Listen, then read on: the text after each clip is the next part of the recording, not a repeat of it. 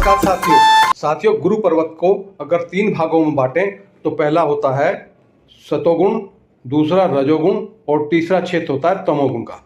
तो दोस्तों, अगर इनमें से किसी पर भी हृदय रेखा पहुंचती है उसका अलग अलग प्रभाव देखने को मिलता है। अब हृदय रेखा यहाँ से चली और पहले पर्वत का जो पहला हिस्सा है वहां पर पहुंच गई, तो इसका मतलब होता है कि जातक सतोगुण प्रधान होगा। ऐसा जातक अपनी कमाई हुई चीजों को दूसरे को देगा, वो कभी भी किसी का विरोध नहीं करेगा। ले जाओ भाई, अगर उसका कोई सामान लेके दे भी नहीं रहा तो भी कुछ नहीं कहेगा। वो इसके मन में जो भाव होता है वो केवल और केवल जन कल्याण के लिए ही भाव होता है। वो अपनी चीजों को भी लेना नहीं चाहता, और वो अगर उसे कोई देता नहीं है, विरोध करता है, तो कहता है जाइए भाई ले लीजिएगा। और दूसरा जो पर्व होता है, अगर दूसरे पर्व पे ये देखिएगा, पर्व के जो दूसरा पार्ट होता है इसे कहते हैं रजोगुण। अगर यहाँ पर हृदय रेखा पहुंच जाती है तो ऐसा जातक कर्म करके चीजों को प्राप्त करने की चेष्टा करता है। जो उसे चाहिए उसके लिए काम करेगा, मेहनत करेगा, तिगड़म लगाएगा, लेकिन वो चीजें वो प्राप्त करेगा। इसे कहते हैं रजोगुण प्रधान।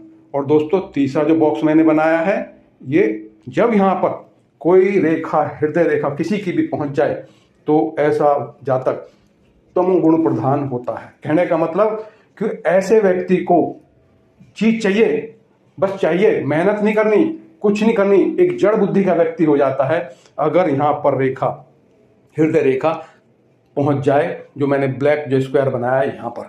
लेकिन दोस्तों, अगर यहाँ पर रेखा पहुंची और एक हिस्सा पहुंच गया हर्ट लाइन का सतोगुण पर, तो ये चीजें बैलेंस हो जाती है। कभी कभी वो जड़ता दिखाएगा और कभी कभी सतोगुण की प्रधानता हो जाएगी।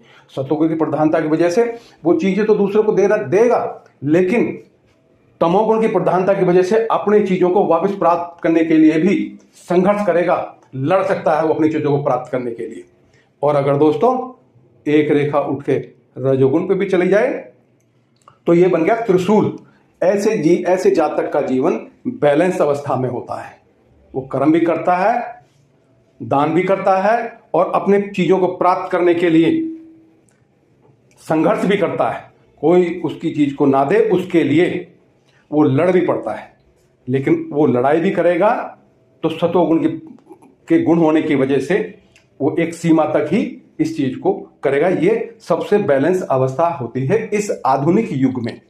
तो दोस्तों, मैंने आपको हर एक चीज बताई, क्योंकि जो रेखा पहले स्थिति में पहुंचती है ये संत जनों का होता है। ऐसा जातक का न स्वभाव देने की प्रति, वो कहता मुझे कोई टेंशन नहीं चाहिए, आप ले जाओ, जो भाग्य में होगा वो मिल जाएगा, आशावादी हो।